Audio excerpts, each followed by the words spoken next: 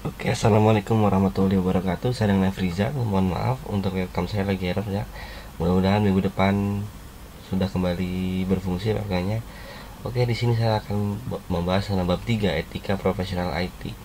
Yang pertama adalah materi pembelajaran kita adalah yang pertama karakteristik yang membedakan seorang profesional dengan dari jenis pekerja lainnya dan menjelaskan mengapa pekerja IT digolongkan sebagai seorang profesional.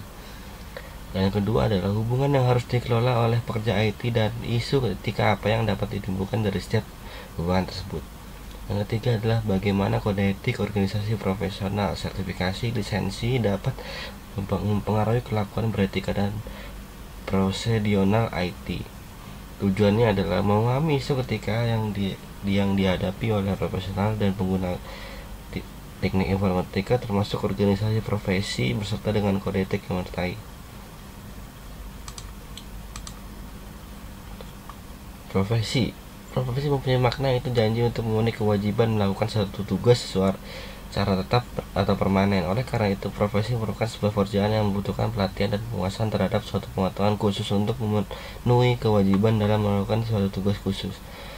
Profesional adalah seorang yang memiliki pekerjaan atau profesi kemudian ia hidup dalam mengadakan keahlian tiga yang dimilikinya. Profesional juga bisa diartikan dengan seorang yang dalam kehidupannya memperhatikan keahlian khusus dan menjalankannya tidak untuk sekedar hobi atau bersenang-senang semata.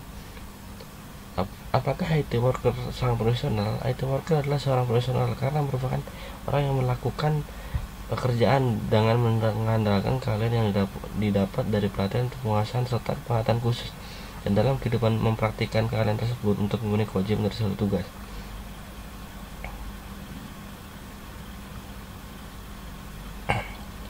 Hubungan yang dijalankan pekerja IT. Yang pertama adalah hubungan pekerja IT dengan pemberi kerja. Hubungan antara pekerja IT dengan pemberi kerja dimulai bahkan sebelum si pekerja IT tersebut mulai bekerja. Sebelumnya mulai bekerja, barangkali mereka telah membicarakan hal-hal yang menyangkut pekerjaan seperti tanggung jawab pekerjaan, dress code, lokasi permanent kerja, gaji, dan sebagainya. Setelah mulai kerja, pekerja IT tersebut harus memastikan bahwa ia telah melaksanakan tanggung jawab dengan baik, mematuhi semua kebijakan dan peraturan yang berlaku. Hubungan pekerja IT dengan klien. Umumnya hubungan ini terjadi pada saat klien meminta pekerja IT melakukan suatu pekerjaan tertentu. Klien menjelaskan revisi lengkap tentang masalah dan hasil yang diharapkan. Kemudian pekerja IT memberikan alternatif serta rekomendasi terkait proyek yang dibicarakan. Masalah yang timbul dari hubungan ini biasanya terkait dengan penipuan, kekeliruan, penangkalan kontak, dan sebagainya. 3. Hubungan pekerja IT dengan pemasok. Pekerja IT harus membina hubungan yang baik dengan pemasok dengan harapan agar dapat mengapa ID atau mencari cara bagaimana menghemat biaya atas transaksi yang dilakukan. Pelanggaran yang mungkin terjadi salah satunya adalah penyuapan. Hindari penyuapan dan memberi hadiah dan berilah hadiah. Bedakan antara suap dengan hadiah. Suap berarti ada maksud terselubung dalamnya dan biasanya difasilitasi oleh pihak tiga. Tapi hadiah adalah sesuatu yang tidak didasari apa-apa dan tanpa maksud tertentu. 4. Hubungan pekerja IT dengan profesional lain. Bagi pekerja IT maupun pekerja profesional lain harus saling menghormati, menjaga dan mematuhi kode etik profesi masing-masing. Masalah etis yang terjadi dari hubungan ini seperti informasi yang dijual secara sengaja kepada pihak yang tidak berkepentingan. 5. Hubungan pekerja IT dengan pengguna IT.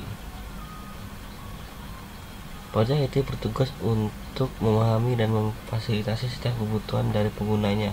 Selain itu, pekerja IT harus menciptakan lingkungan yang mendukung perilaku etis untuk mencegah hal-hal seperti membacakan perangkat lunak dan meminimalisir penggunaan sumber daya serta informasi yang salah gunakan.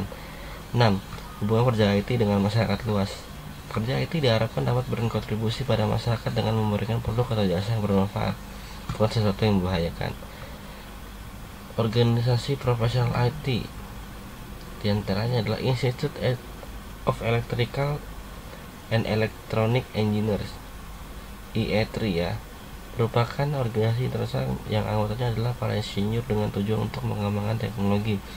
Peran dari organisasi ini adalah mengembangkan standar dan ikut serta dalam usaha mempercepat teknologi baru dalam bidang industri dan engineering yang meliputi telekomunikasi, dan komputer, listrikan, antariksa, dan elektronika.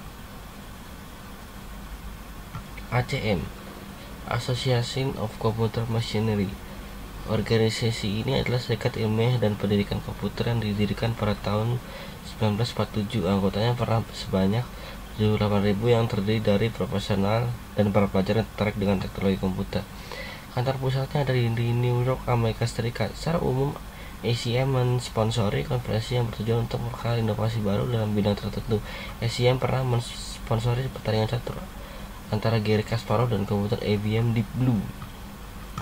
ITP, Association of Information Technology Professionals, adalah asosiasi yang dibangun di US tahun 1949 yang berfokus pada pengetahuan di bidang IT dan pemberdayaan profesional IT untuk mengembangkan potensi anggotanya sebagai seorang profesional dan berusaha memajukan profesi IT melalui pengembangan profesional, dukungan pendidikan IT dan kebijakan nasional tentang IT yang dapat mendapatkan potensi masyarakat secara keseluruhan. PMI, Project Management Institute, adalah organisasi non-profit untuk profesi manajemen yang membuat standar penelitian, edukasi, verifikasi, dan training tentang manajemen proyek. PMI mengeluarkan beberapa sertifikasi, antaranya CIPM, PMP, PGMP, PMI ICP, PMI RMP, PMSP. Yang selanjutnya adalah SANS, Sysadmin Audit Network Security Institute, organisasi penelitian dan pendidikan di US yang dibangun pada tahun 1989. SANS berfokus pada pelatihan keamanan informasi dan sertifikasi keamanan. Sertifikasi IT, sertifikasi dengan lisensi. Sertifikasi adalah suatu penetapan yang diberikan oleh suatu organisasi profesional terhadap seorang untuk menunjukkan bahwa orang tersebut mampu untuk melakukan suatu pekerjaan dan tugas spesifik.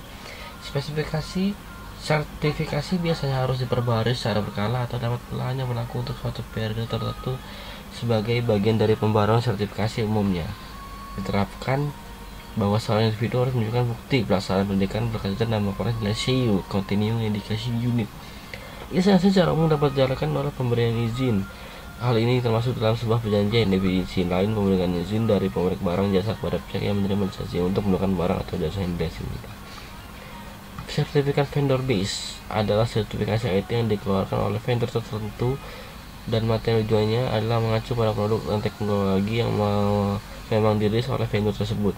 Contoh vendornya adalah Microsoft, Cisco, Oracle, Symantec, HP, Huawei, dan seterusnya.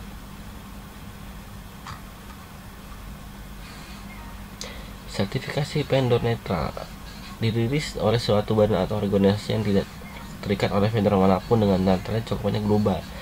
Materi ujian untuk sertifikasi ini jelas sangat luas, tentunya kita juga harus mengetahui produk dan teknologi dari multiple vendor, dan karena cakupannya global, maka sertifikasi vendor neutral umumnya memiliki rating yang lebih tinggi dibandingkan sertifikasi vendor based. BNSP dan Kalian IT, Badan Nasional Sertifikasi Profesi, merupakan badan nasional yang bertanggung jawab langsung pada Presiden. Diadakan sebagai lembaga guna melaksanakan sertifikasi profesi pada calon pekerja Indonesia. Garis besarnya menjadi pihak menjamin kualitas dari kualitas kerja dalam rangka untuk meningkatkan kompetensi daya saing nasional. Dibangun atas panduan Peraturan Nomor 23 Tahun 2004 dengan acuan pada Undang-Undang Nomor 13 Tahun 2003 tentang Ketenagakerjaan. Standar Kompetensi Kerja Nasional Indonesia terkait IT.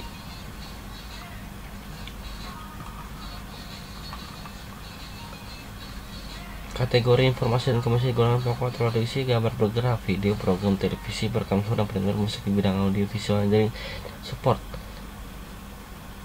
Kategori informasi komunikasi golongan pokok aktivis, penerbitan buku, dan diantaranya ini ya semua. Oke, terima kasih, sekian dari saya akhiri. Assalamualaikum warahmatullahi wabarakatuh.